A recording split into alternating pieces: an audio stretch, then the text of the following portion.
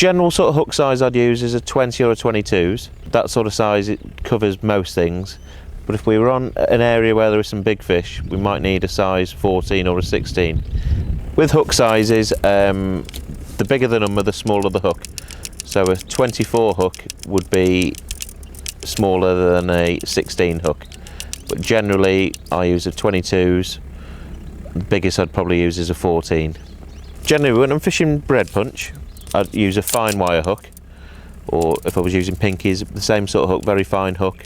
But if I was to fish with worms for big fish like perch and eels, I would use a very, very strong hook and a bigger hook, because the wire needs to be stronger because the fish is stronger. So we need to use bigger and thicker hooks for those sort of fish. Sometimes we can be fishing with, say, a 20s hook, and if the fishing's quite difficult, if we've had a cold spell, there are times when we fish a 22 or a 24 and it can get us a few more bites.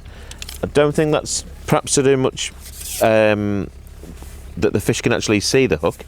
I think it's the way the bait behaves on the hook, so I think it's all to do with weight.